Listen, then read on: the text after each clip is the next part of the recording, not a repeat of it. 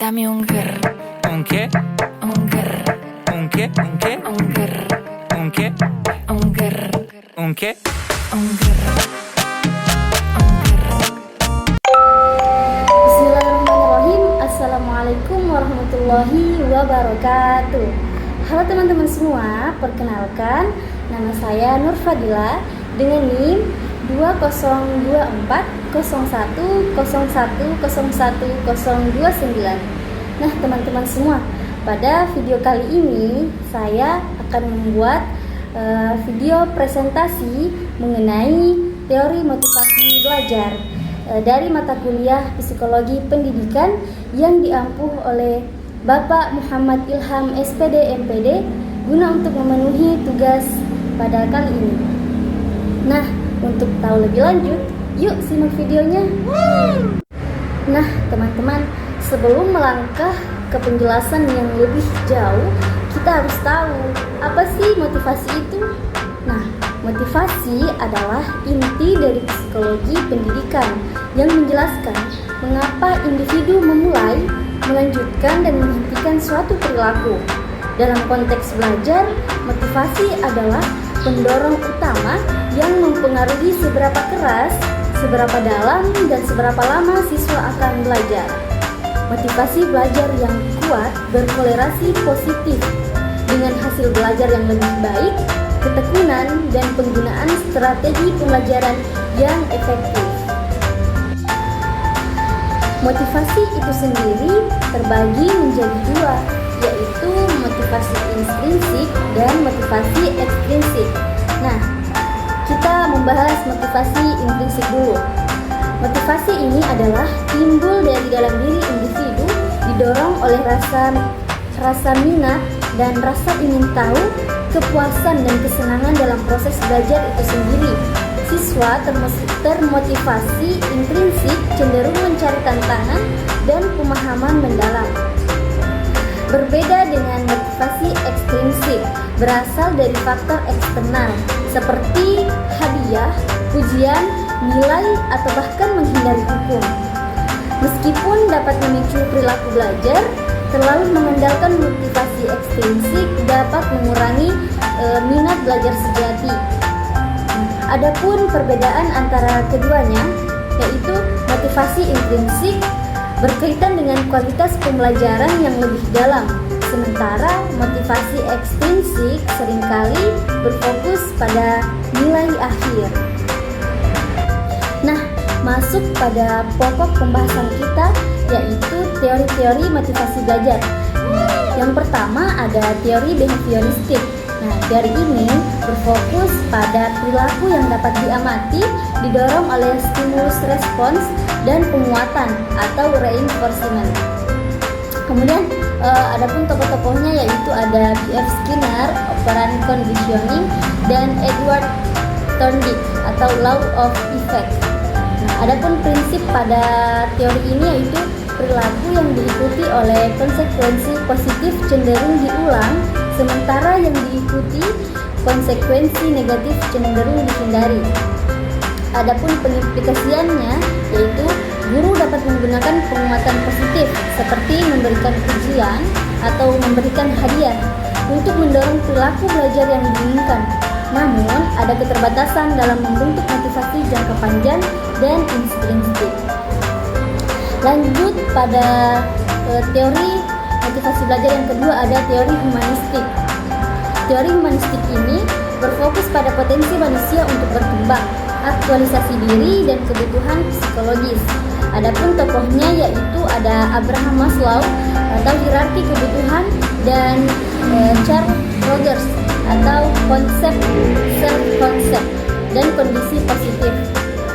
Nah, prinsip teori humanistik ini yaitu motivasi berasal dari keinginan untuk memenuhi kebutuhan dasar atau fisiologis, keamanan, kasih sayang, dan penghargaan, hingga aktualisasi diri atau puncak potensi.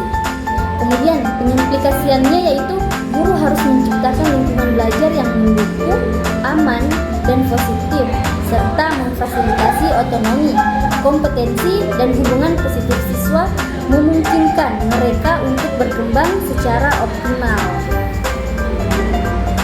Lanjut pada teori selanjutnya, yaitu ada teori kognitif.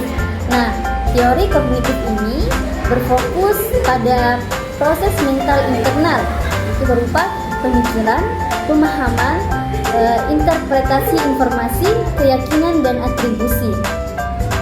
Adapun tokohnya yaitu ada Jerome Bruner atau Discovery Learning, ada David Ausubel atau Meaningful Learning. Kemudian prinsip pada teori kognitif ini yaitu motivasi dipengaruhi oleh bagaimana siswa memproses dan menginterpretasikan informasi, keyakinan tentang kemampuan diri atau self-efficacy, dan atribusi kausal terhadap keberhasilan atau kegagalan. Adapun pengimplikasiannya yaitu guru perlu membantu siswa memahami materi secara bermakna, mengajarkan strategi berpikir kritis, dan membangun rasa optimisme tentang kemampuan mereka. Lanjut pada teori keempat atau teori sosial kognitif. Teori ini berfokus terhadap interaksi antara individu, perilaku, dan lingkungan. Adapun tokohnya yaitu ada Albert Bandura, yaitu self-efficacy atau observational learning. Kemudian prinsip pada teori ini yaitu motivasi sangat dipengaruhi oleh keyakinan individu terhadap kemampuannya atau self-efficacy untuk berhasil dalam tugas dan melalui pembelajaran observasional atau modeling. Kemudian pengimplikasiannya yaitu guru dapat menjadi model perilaku belajar yang baik, memberikan umpan balik yang membangun, menciptakan tantangan yang sesuai, dan mendorong kolaborasi. Baik teman-teman, lanjut pada teori selanjutnya ada teori atribusi atau Weyland.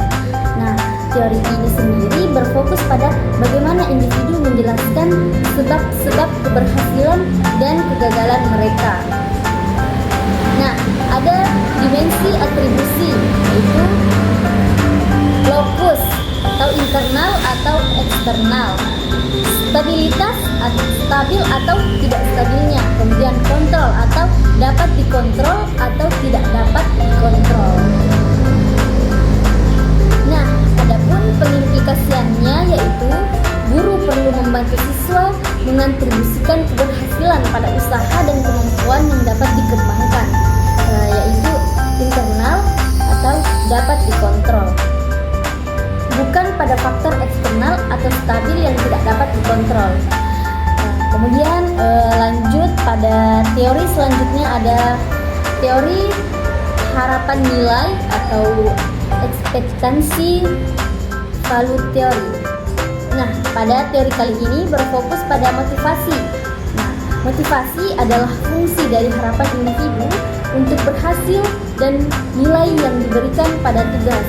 Nah, adapun komponennya yaitu ada harapan keberhasilan atau ekspektasi dari nilai atau value tadi. Kemudian ada pengimplikasiannya. Guru harus menciptakan tugas yang bermakna dan relevan, serta membangun keyakinan siswa bahwa mereka mempunyai kemampuan untuk berhasil. Nah, teman-teman, lanjut pada teori selanjutnya ada teori tujuan presentasi atau achievement goal theory. Nah, teori ini sendiri berfokus mengapa siswa ingin belajar dan tujuan apa yang mereka tetapkan. Adapun orientasi tujuan utama, yang pertama ada tujuan penguasaan atau mystery goals. Nah, hal ini berfokus pada pengembangan kompetensi, peningkatan keterampilan dan pemahaman. Kemudian ada tujuan kinerja atau performance goals. Nah, hal ini berfokus pada demonstrasi kemampuan di depan orang lain atau memperoleh nilai tinggi, mengungguli orang lain, menghindari terlihat tidak kompeten. Kemudian pengimplikasiannya yaitu guru harus mendorong orientasi tujuan penguasaan yang berkaitan dengan pembelajaran yang lebih mendalam dan ketekunan. Baik, lanjut pada materi selanjutnya yaitu ada kebutuhan dasar psikologis atau self-determination theory. Hal ini berfokus pada pentingnya pemenuhan kebutuhan psikologis dasar untuk motivasi intrinsik. Nah, adapun kebutuhannya yaitu ada kemandirian atau autonomi, yang kedua ada kompetensi atau competence, kemudian ada keterhubungan atau relatedness. Nah, masuk pada pengimplikasiannya, teman-teman. Nah, adapun pengimplikasiannya di sini dijelaskan bahwa guru harus menciptakan lingkungan belajar yang mendukung otonomi siswa, memberikan kesempatan untuk menguasai materi dan membangun hubungan positif di kelasnya. Nah, materi selanjutnya yaitu faktor-faktor yang mempengaruhi motivasi belajar. Nah, motivasi belajar dipengaruhi oleh kombinasi faktor internal dan yang pastinya faktor eksternal. Bukan hanya satu aspek saja. Pemahaman faktor-faktor ini sangat penting untuk merancang strategi yang tepat. Yang pertama ada lingkungan keluarga dan sekolah. Karakteristik dan motivasi anak sejak dini dipengaruhi oleh lingkungan keluarga. Di sekolah, guru dan lingkungan kelas yang suportif dan penting. Kemudian yang kedua ada relasi guru dan siswa. Hubungan interpersonal yang empati, perhatian, dan dukungan emosional dari guru yang dapat meningkatkan motivasi siswa. Selanjutnya ada gaya belajar dan minat individu. Setiap siswa memiliki gaya belajar unik. Mengakomodasi gaya belajar dan minat dapat meningkatkan motivasi intrinsik. Kemudian teman-teman, masuk pada strategi meningkatkan motivasi belajar di kelas. Yang pertama ada memberikan umpan balik positif seperti spesifik, tepat waktu, dan berfokus pada proses atau usaha, bukan hanya hasil akhir. Yang kedua ada menciptakan tantangan yang sesuai, tugas yang menantang namun dapat dijangkau atau zona perkembangan proximal Vygotsky. Kemudian selanjutnya ada menumbuhkan motivasi intrinsik, yaitu menghubungkan materi dengan minat siswa, memberikan pilihan dan menekankan relevansi. Kemudian selanjutnya ada pembelajaran berbasis proyek atau disebut dengan PBL dan kontekstual, melibatkan masalah nyata relevan dalam kehidupan, memicu minat dan keterlibatan aktif. Kemudian selanjutnya ada menyediakan pilihan dalam tugas, memberikan otonomi pada siswa dalam memilih tugas atau cara menyelesaikannya. Kemudian ada membangun hubungan yang suportif. Nah, menciptakan suasana emosional yang positif, aman, dan saling mendukung antara guru dan siswa.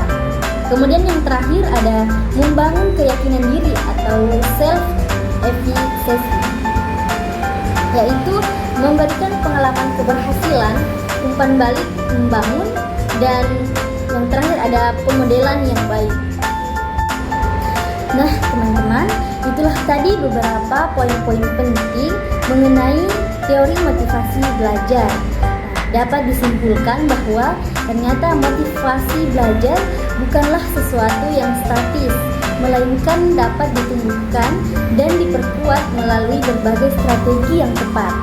Guru memiliki peran sentral dalam menciptakan lingkungan belajar yang mendukung motivasi siswa. Dengan menerapkan strategi yang sesuai, guru dapat memfasilitasi pertumbuhan motivasi belajar yang berkelanjutan dan membantu siswa mencapai potensi akademis dan pribadi yang optimal. Nah, itu dia video dari saya mengenai teori motivasi belajar. Semoga teman-teman semua yang mendengarkan sampaikan dapat dipahami dan membawa manfaat bagi teman-teman dan juga bagi saya. Kurang dan lebihnya mohon dimaafkan. Lianna al-insanu yuhaddu minal khoto'i wal nisyan.